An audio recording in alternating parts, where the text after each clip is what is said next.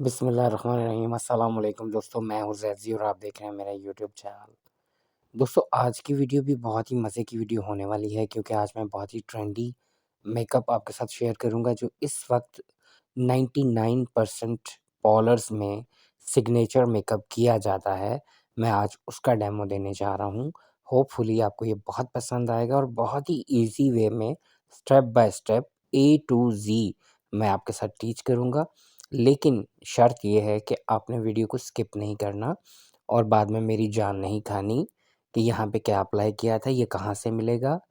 जब मैं आपको ऑनेस्टली बता देता हूँ कि ये प्रोडक्ट बहुत अच्छी है, आप इसको बाय कर लें, फिर आप मुझे अगला क्वेश्चन करते हैं कि नहीं सर ये तो बहुत ही हाई प्राइस है, कोई इकोनॉमिकल बताएँ।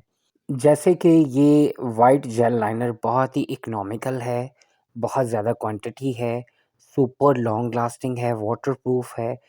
तो सिर्फ़ इसकी प्राइस है 1000 और आप मुझे फिर भी कमेंट सेक्शन में या फिर इनबॉक्स में आके कह रहे होते हो कि सर कोई 4-500 का वाइट जेल बता दें। भई 4-500 का होगा ना तो उसकी ब्लेंडिंग ऐसी नहीं होगी, उसकी लास्टिंग ऐसी नहीं होगी, उसका स्टे इतना नहीं होगा, होल्ड इतना नहीं होगा। तो वैसे भी अगर आप माइंड ना करें तो आज मैं एक बात कहना चाह रहा हूँ, बड़े टाइम से मेरे माइंड में चल रही, मैं ये कह दूँ लेकिन फिर मैं सोचता हूँ यार मेरी वज़ह से कोई हर्ट ना हो। लेकिन आज मैं ये कहने पे मजबूर हूँ कि क्या हम क्लाइंट से 500 हज़ार रुपए लेते हैं मेकअप का, जब हम हज़ारों लेते हैं, तो फिर हज़ारों की प्रोडक्ट हम क्यों अप्लाई नहीं करते? तो दोस्तों बातों-बातों में मुझे याद ही नहीं रहा, आज मैंने हुडा का एक ऐसा पैलेट आपके सामने शेयर किया था अभी थोड़ी देर पहले, जिसका नाम था एम्पावर्ड और आजकल ये बहुत ही वायरल पैलेट है। जो हुडा के लवर्स हैं, हुडा की पैलेट्स बाय करते हैं, उनको पता होगा कि ये एम्पावर्ड पॉल पैलेट जो है ये पाकिस्तान में इस वक़्त अगर ओरिजिनल कहीं पे सेल हो रहा होगा, तो काफ़ी हाई प्राइस में सेल हो रहा होगा। हुडा के अब तक जितने भी पैलेट्स आए हैं, सबसे महँगा पैलेट यही है जो मैंने आपके साथ शेयर किया है। लेकिन टू बी ऑनेस्ट मैं बता रहा हूँ और जिन्होंने मुझे ये गिफ्ट किया है, वो भी मेरी वीडियो वॉच करेंगी। ये मेरी एक स्टूडेंट हैं, जो लंदन हीथ्रो सिटी में होती हैं और वहाँ से वो स्पेशल पाकिस्तान मेरे पास इन दिनों आई हुई हैं और मेरे पास वो प्रोफ़ेशनल मेकअप आर्टिस्ट कोर्स कर रही हैं, जिसके लिए डेली बेसिस पे उनका हैंड्स ऑन भी होता है और साथ के साथ अनलिमिटेड थ्योरीज़, प्रैक्टिसेज़ और बहुत कुछ। तो दोस्तों ये आने से पहले उन्होंने मुझे पूछा था कि आपको कौन-कौन सा पैलेट पसंद है, मैं आपके लिए लेती आऊँ। तो मैंने एम्पावर्ड इस वक़्त ये इन था, तो मैंने बोल दिया ये ले लें। उन्होंने अपने लिए भी एक बाय कर लिया और एक मेरे लिए एज़ गिफ्ट वो लेके आईं। तो ये फर्स्ट वीडियो में मैंने इसको यूज़ किया है और मैंने उनसे पहले बात की, फिर मैंने वीडियो जो है आपके साथ शेयर की और वॉइस ओवर किया, क्योंकि मैं नहीं चाहता था वो हर्ट होतीं। ख़ैर उनको शायद इतना एक्सपीरियंस नहीं था और उन्होंने अपने लिए भी ये बाय कर ली और मेरे लिए भी ले ली। जब उन्होंने मुझे गिफ्ट की मैं बहुत खुश हुआ क्योंकि मुझे देखने की हद तक मुझे भी ये बहुत अच्छी लगी थी। लेकिन दोस्तों आप लोगों से हम्बल रिक्वेस्ट है और ऑनेस्ट रिव्यूज़ कर रहा हूँ, इसको बाय मत कीजिएगा। वेरी, वेरी पाउडरी पिगमेंट्स, आप ज़रा-सा इसको ब्रश टच करते हो ना तो आपकी पूरी पैलेट के ऊपर एक-दूसरे के ऊपर कलर जो है ना पाउडर, वो एक-दूसरे के ऊपर ट्रांसफ़र हो जाते हैं। और वैसे भी आप ज़रा गौर कीजिए, इनके आई कॉर्नर पे मैंने 10 दफ़ा इस पिगमेंट को अप्लाई करना चाहा और 10 दफ़ा ही वो उड़ गया है फ़ौरन। ऐसे ही मैं रखता था ऊपर और ज़रा-सा मैं ब्रश ऊपर की तरफ लगाता था, कॉर्नर से उड़ जाता था। आपको नज़र आ रहे होंगे 2-3 जगहों पे पैच-पैच से। वो यही कि ये पिगमेंट जो है, एक तो इसकी लास्टिंग बिल्कुल नहीं है और सेकंड ये कि इसका पे ऑफ जो है वो भी इतना अच्छा ख़ास नहीं था। तो बड़ा बैड एक्सपीरियंस रहा उनका भी, लेकिन उनका कसूर नहीं है, उनको पहचान ही नहीं है।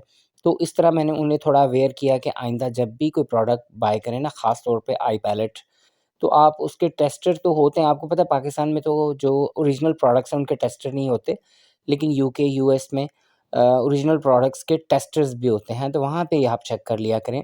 अगर ज़्यादा पाउडरी है तो डोंट बाय दिस। तो इस तरह से मैंने उन्हें बता दिया तो वो चलें आइंदा के लिए वो अच्छी खासी उनको समझ आ गई कि कौन-सा प्रोडक्ट लेना है और कौन-सा नहीं। लेकिन इसके अंदर जो मेटालिक आई शेडोज़ थे वो कमाल थे, जो कि मैं अभी अप्लाई कर रहा हूँ। लेकिन मेटालिक तो हमें 100-200 रुपए वाले जो शेड्स हैं वो भी काम दे जाते हैं। असल चीज़ होती है मैट शेड, बहुत आला, उम्दा और हाई एंड उसका पिगमेंट हो जो कि ब्लेंडिंग में आपकी क्रीज़ लाइन बहुत अच्छे से वो बिल्ड कर दे और उसके बाद शार्प लाइन्स को बहुत अच्छे से मिनिमाइज़ कर दे, ये एक अच्छी पैलेट की पहचान होती है। अच्छे मेटालिक शेडोज़ तो आपको 100-200 प्राइस में भी ईज़िली किसी ठेले से या किसी भी नॉर्मल सी शॉप से मिल जाएँगे, तो आपका उससे भी काम चल जाता है। क्योंकि मोस्टली क्या होता है, हमने मेटालिक शेड के ऊपर ग्लिटर अप्लाई कर देना होता है, तो मेटालिक इतना अच्छा नहीं भी होगा ना तो चलेगा, लेकिन आपका मैट शेड बहुत अच्छा होना चाहिए। जबकि यहाँ हमारे पाकिस्तान में उल्टी गंगा बहती है। यहाँ मैंने बहुत सी ऐसी ब्यूटीशियंस को भी देखा है जो मेटालिक शेडो से ही कट क्रीज़ कर लेती हैं, मेटालिक शेडो से ही क्रीज़ लाइन बना लेती हैं, मेटालिक शेडो से ही लोअर लैश लाइन को एनहांस कर लेती हैं, व्हाटएवर जो भी। कहने का मकसद ये है कि मेटालिक शेड्स सिर्फ़ आपके लिड के ऊपर अप्लाई करने के लिए होते हैं, ना कि वो कॉर्नर्स या फिर लोअर लैश लाइन या फिर क्रीज़ लाइन के लिए तो वे नहीं होते, क्योंकि उनमें शाइन होती है। ख़ैर किस्सा मुख़्तसर ये कि आप जब भी पैलेट बाय करें ना, उसके जो मैट आई शेडोज़ हैं ना, उनका पिगमेंट चेक कर लिया करें। अच्छा, अब मैंने इनके लिड के ऊपर थोड़ी-सी बीएच की ग्लिटर ग्लू अप्लाई की है और फिंगर की हेल्प से मैंने डैब-डैब करके ग्लिटर को अच्छे से प्रेस कर दिया था और ये ग्लिटर भी मेरा सिग्नेचर ग्लिटर है और इसका जो शेड है बहुत ही ज़बरदस्त है, सिल्वर और लाइट गोल्ड का कॉम्बो है। मरकरी, ये ग्लिटर अगर आपको चाहिए हो तो मरकरी का नेम याद रखिएगा, फिर मुझे याद रहेगा।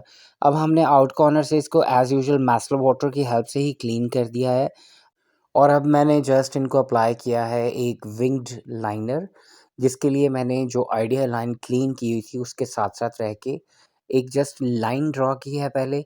लाइन को ड्रॉ करने के बाद मैं इसको रिवर्स करके इनर की तरफ ले आया हूँ और यहाँ पे मैं थोड़ा-सा एक ईगल लाइनर का भी बीच में इफ़ेक्ट दूँगा। बस आप देखते रहिए कि मैं इसको करता क्या हूँ। पहले हमें आउटर कॉर्नर से इनर की तरफ एक विंग्ड क्रिएट करना है और फिर इनर से जो लाइन मैं अभी अप्लाई कर रहा हूँ ना, इस लाइन को ले जाके उस आउटर के साथ कनेक्ट कर देना है और कोशिश करनी है यहाँ पे इस पूरे पोर्शन में कहीं भी आपका कोई झोल ना रहे, बहुत ही सिमेट्रिकल ये लाइन आपकी आनी चाहिए। उसके बाद आ जाता है हमारा आउट कॉर्नर। आउट कॉर्नर से आप जितनी इसकी शार्प एज बाहर निकालना चाहते हो उतना निकाल दीजिएगा और यहाँ आपको डरने की ज़रूरत नहीं है, क्योंकि अभी बेस नहीं बनी हुई। मास्टर वाटर की हेल्प से हम इस लाइन को भी बहुत अच्छा से डिफ़ाइन कर लेंगे, नीट कर लेंगे, क्लीन कर लेंगे और जितना हम इसको आउट वे में या फिर इसको थोड़ा-सा इसकी विड्थ को ब्रॉड करना चाहें तो अभी हम कुछ भी कर सकते हैं। बल्कि हम अभी अगर चाहें तो उसको ख़राब करके फिर भी सही कर सकते हैं, क्योंकि हमने अभी फाउंडेशन अप्लाई नहीं किया। तो इस तरह से आपने ईगल लाइनर का इफ़ेक्ट दे देना है, जो कि आजकल बहुत ट्रेंडी है।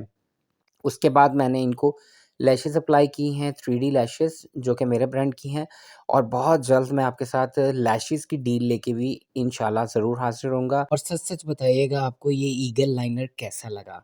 तो चलिए दोस्तों, हम बाकी का वर्क जो है उसको कंप्लीट करते हैं। इनकी सेकंड आई को हमने कंप्लीट किया है और फिर उसको भी हमने लैश वैश लगा के सारा फाइनल किया है। बाकी रह गया लोअर लैश लाइन का वर्क, वो आपको पता है कि हम बेस को कंप्लीट करने के बाद करेंगे।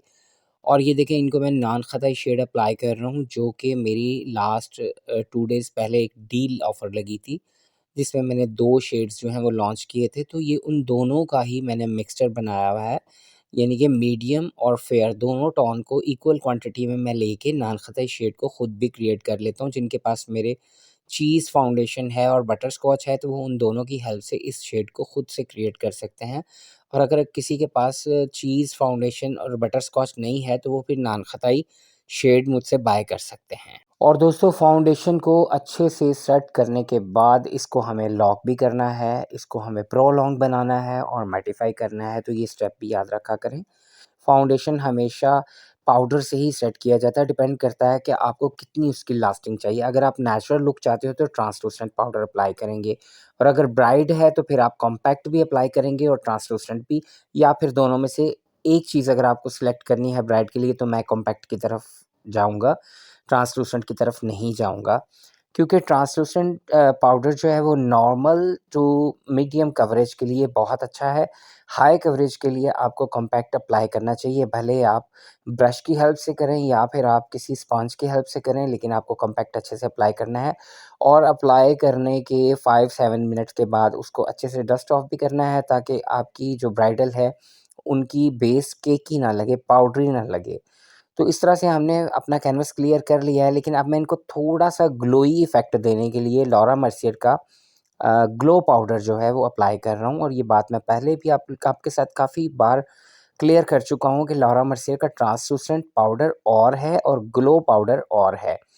तो ये मैं ग्लो पाउडर दे रहा हूँ, जहाँ-जहाँ मैंने इसको अप्लाई किया आप देख रहे हैं वहाँ-वहाँ से वो पोर्शंस हमारे जो हैं वो बेक्ड हो गए हैं, बहुत अच्छे से हाइलाइट हो गए हैं और यही हमारा पर्पस भी था ग्लो पाउडर को अप्लाई करने का कि फेस की ड्यूई लुक आए।